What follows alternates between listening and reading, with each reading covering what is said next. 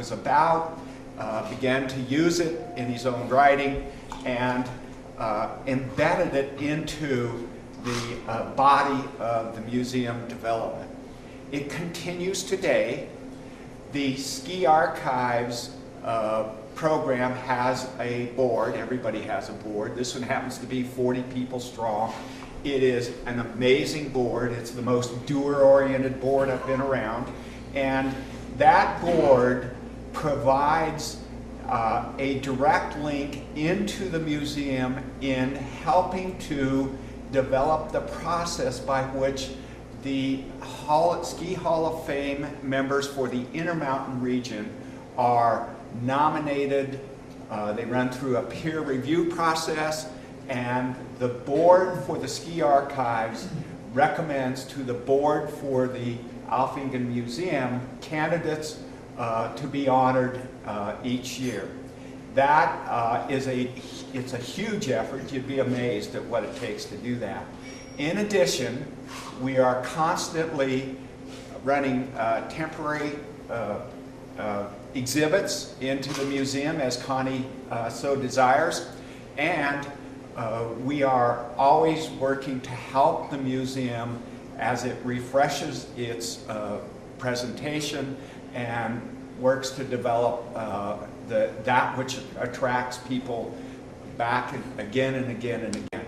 It's been a wonderful relationship, and I think for this group, Utah Westerners, one of the key pieces in this whole thing is how important history can be, how visual it can be, and how strong the intellectual arm of it can be when you put all the pieces together and make it one. That is what you're seeing now. Thanks so much for coming tonight. It's wonderful to have you here. And we'll have just a little bit more program here, but we'll turn you loose so you can see what's going on. And for those of you on the bus, we can continue the conversation on the ride home. Thank you very much. Alan?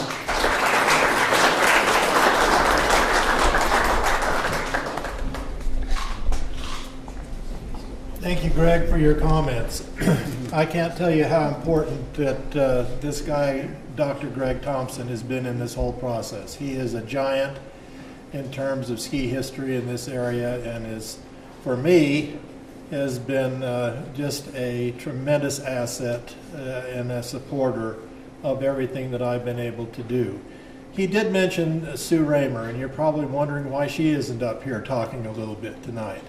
Unfortunately, Sue passed away a few years ago of cancer, and that was a huge loss for us, and she was truly a dynamo. He talks a little bit about what she was like at the Marriott Library. Well, she was equally like that up at the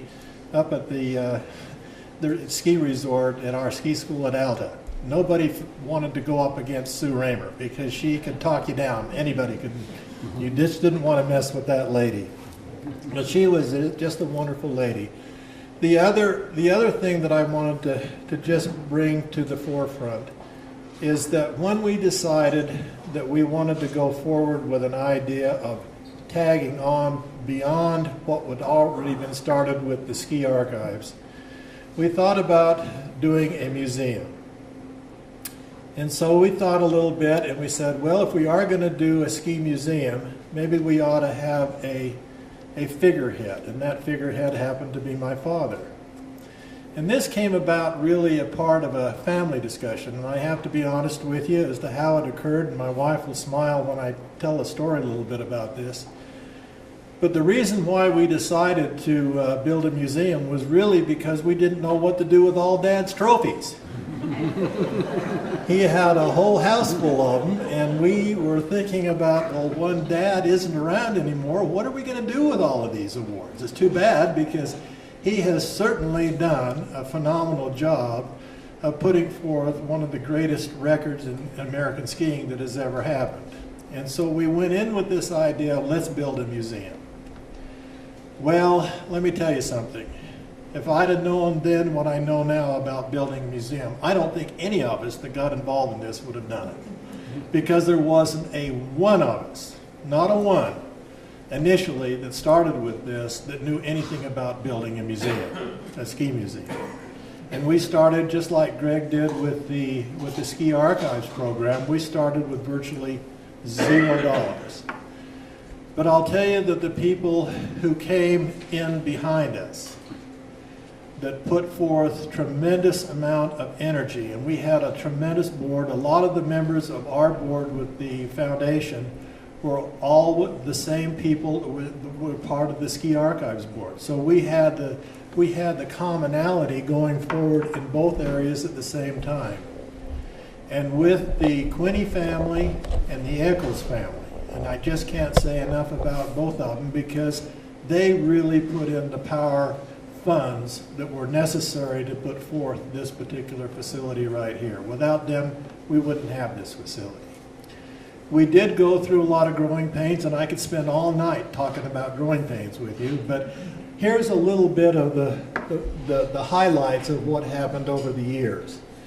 In 1989, we put forth the idea of a proposal for a ski museum.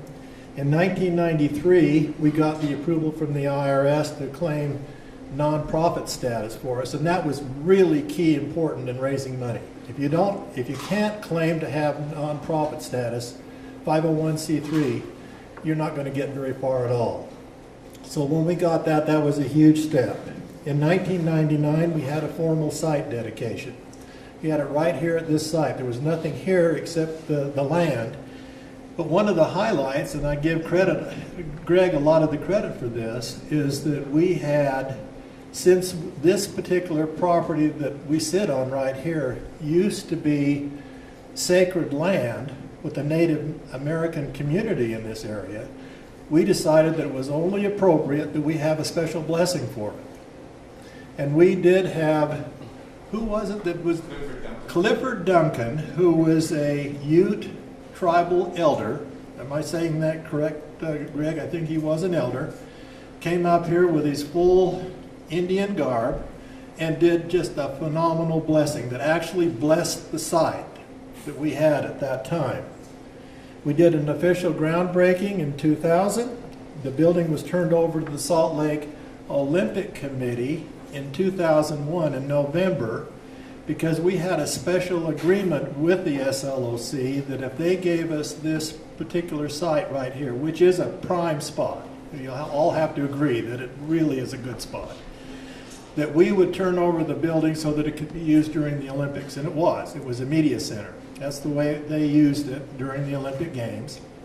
And after the Olympics, when they moved all of the equipment that they had for the media out, why we had already planned to have special exhibits built that were built in California and have them brought in. And we actually opened our doors to the public in July of 2002. In September of 2002, we had the dedication of the two bronzes that you see outside, which are of Joe Quinney and my father, Alf Engen. That same day, the same evening, as a matter of fact, we had the first induction of the Intermountain Ski Hall of Fame right here at this facility, and it went over really, really well. And one of the other things that happened that was really, really important is we introduced what has become to us probably our one shining star. If we had to name one thing in our museum that is really important, we started a phenomenal educational program. Now I have to say in my heart that the person that I think did the great job of putting this educational program happens to be my wife Barbara, sitting right over here. And the reason that this happened was when we started into this, we were saying, okay, we want to have an educational program. It was part of our mission statement from the very, very beginning, but who here knows how to put a program like this together? And nobody on our board had it. My wife happened to be an educator at the Utah State Office of Education, and she says, well, Alan, I'll tell you what, I will do that. And so she put together a committee that just happened to be powerhouses in the state of Utah. Greg was a part of that committee. Connie was a part of that committee. I think a lot of you know Don Haig. A lot of you know who he is. You know, Don was the chairman emeritus of the Utah Museum of Natural History. He was on that committee. Mayor Ted Wilson, former Mayor Ted Wilson, he was on the committee, and a number of others. But what they didn't just put together an educational program for the kids. They built it in so that it was part of the core curriculum of the state of Utah. So when the kids come up here and they go through the program right here, they are learning things about winter ski history, but it's all tied in to things that they're learning in the classroom down at their various schools in the Salt Lake and the Park City area and all over that come up here. With that in mind, what I'd like to maybe do is maybe ask Connie, who's been a part of this whole process with the educational program, to come up and talk just a few minutes about it and maybe tell a little bit about what we're doing for the future. Okay. Thank you, Ellen. Yes, a true indication of success is a program that has started and is continuing literally 13 years later, and that is Barbara Engen. And I'm so proud to be a part of this whole organization with, you know, folks like Alan Engen, who is great with any history question I have, Dr. Greg Thompson with any archive question, David Davenport, and also David Vandehei is actually our lead in when we have an education program, and he also signs checks, so he's true. Indication of success is a program that has started and is continuing literally 13 years later, and that is Barbara Engen. And I'm so proud to be a part of this whole organization with, you know, folks like Alan Engen, who is great with any history question I have, Dr. Greg Thompson with any archive question, David Davenport, and also David Vandehei is actually our lead in when we have an education program, and he also signs checks, so he's really important too. So, but everybody, it's a really big team. I've got to just back up what everyone said before this. This place wouldn't be here without the team. It wouldn't continue without the team. I mean, we had 2,000 people here on Saturday, and this week we've had between 1,200 and 2,000 every day. So it's hit the map. And when you get into the museum, you'll see that our interactive exhibits, we've taken, each year we redo exhibits. And we're just about to install a new exhibit here in the next week. But the ones that you'll see are interactive, and so what we're teaching is the history in an interactive way.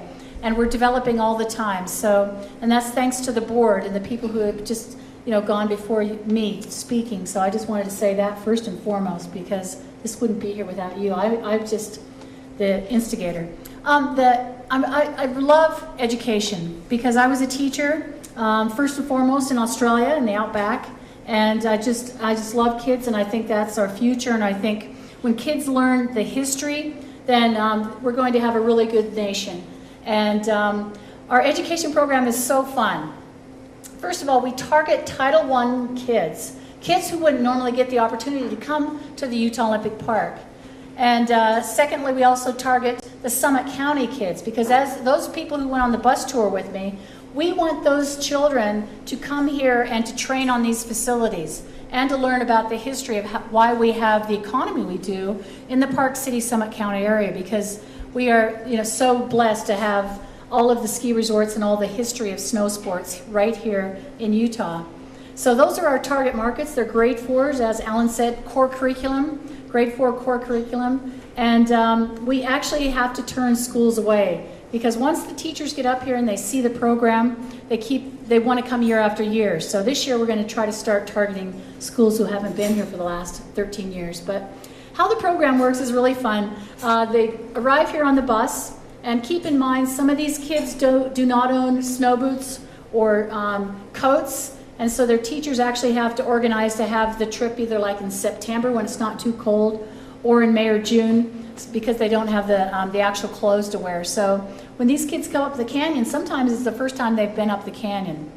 They walk in the door, and the first thing they see are the puppets that were the puppets from the opening ceremonies of the 2002 games. So they're always in awe. And then they come in here, they sit on the floor, and that's when Dave takes over and tells them all about the 2002 Olympics and asks them what a docent is, and they think it's a small deer.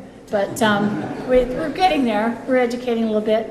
And then we break them into, and then we show the history of skiing in Utah. and then we break them into groups. And this is what's really fun for education, is that it's short spurts, but it's really directed learning. We have 6 stations, and they rotate from station to station every 11 minutes. So, and we have docents. We have 23 docents that run the program. I just go get lunch. So I'm taking a lot of credit for going and getting lunch. But it really is a great program. It's got a great foundation. And the teachers see the benefit. The kids actually benefit. And we just are doing it year after year, and we improve it each year.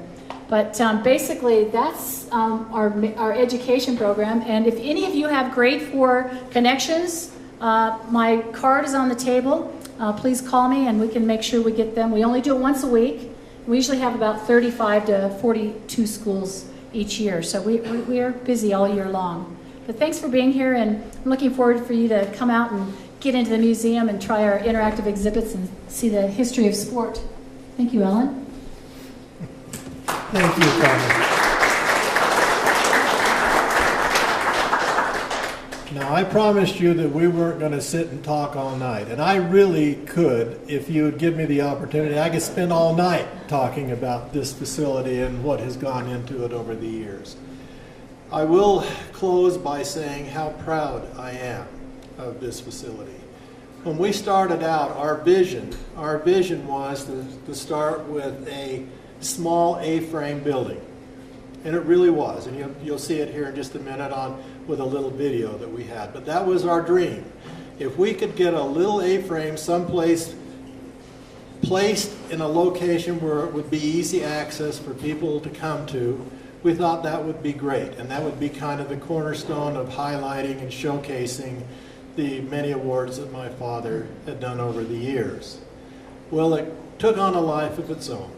And through the help and the work and the efforts of a tremendous board of fine, fine people, and I can't say enough about the board, because without them, each of them experts in their own area of ski history, and without the help and the support of people like the Quinney and the Eccles family, this thing wouldn't have come about anyway. And I'm really, really proud, and I truly hope that when you go through the facility here in the next few minutes and look at it, you too will come away with a tremendous appreciation of what has really occurred in terms of a wealth of history regarding winter sports in this particular area.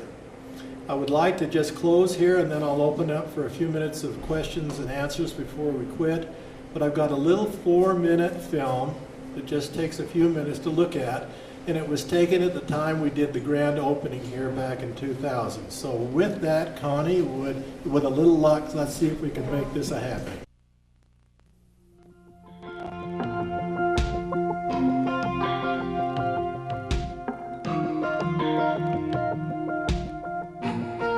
It's going to capture the past winter sports history of the Intermountain area, and it's even going to have a space dedicated to the future of the ski industry.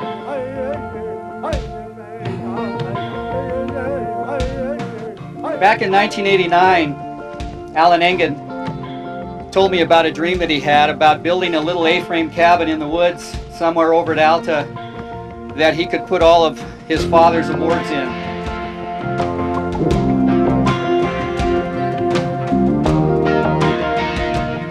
Our first thoughts were to have a small A-frame structure of about 1,000 square feet, and in total concept. Over that time, though, because of the enthusiasm for the project and the dedicated efforts and generous support provided by many individual contributions and substantial financial assistance provided by the Quinney family, the S.J. and Jesse E. Quinney Foundation, the George S. and Dolores Dory Eccles Foundation, the Emma Eccles Jones Foundation, and the Mariner S. Eccles Foundation, the current plant structure, which we are about to begin construction on, will have 3 floors and 29,000 square feet of area.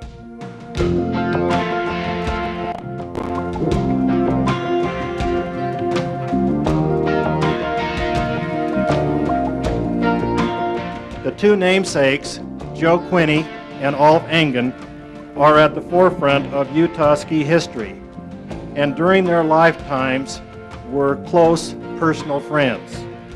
This building, which we break ground for today, acknowledges that friendship and serves as a way to pay a lasting tribute for their many contributions to the sport of skiing.